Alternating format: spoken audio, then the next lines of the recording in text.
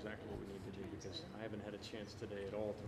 Saddam Hussein is being treated in accordance with the Geneva Conventions. He's being treated with dignity and respect by the coalition forces. And we will continue to do that, even though there's a tremendous irony. This is a man who is responsible for killing hundreds of thousands of his own countrymen, yet he has the gall to be complaining that we are treating him according to the Geneva Conventions and treating him with dignity and respect.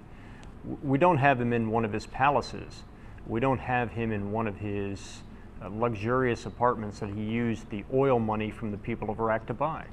He is being treated like any other security detainee, according to the Geneva Conventions, with dignity and respect.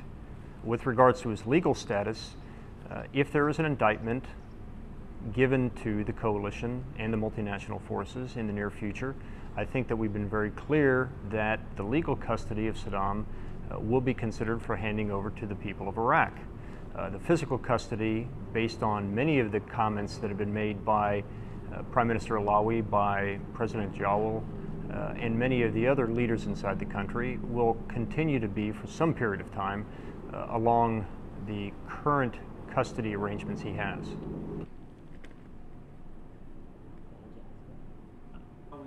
What goals have you achieved? Well, we think in both cases we've hit significant numbers of Zarqawi lieutenants and fighters.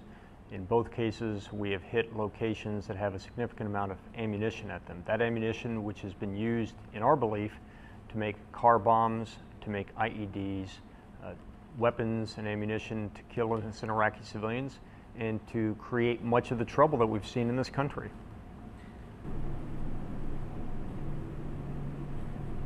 That note said, "You have slipped through us before." That indicates to us that there is good protection around Prime Minister Allawi. There will continue to be good protection around Prime Minister Allawi, and we will be part of that protection, and we'll have other training, assistance, and other methods of providing him that protection. But we shouldn't talk anything in any more depth.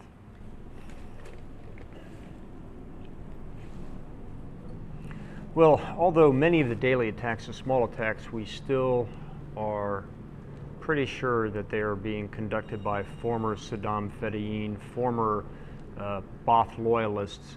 We believe that the very large attacks are attributable to the Zarqawi network. He is a very, very crafty leader of a large network that is conducting terrorist operations inside this country. And I think we have seen the results of that.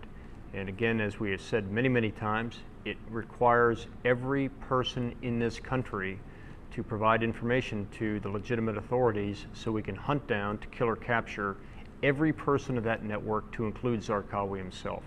The people of Iraq must understand they have a responsibility, they bear a responsibility to making sure that we take Zarqawi and his network off the street.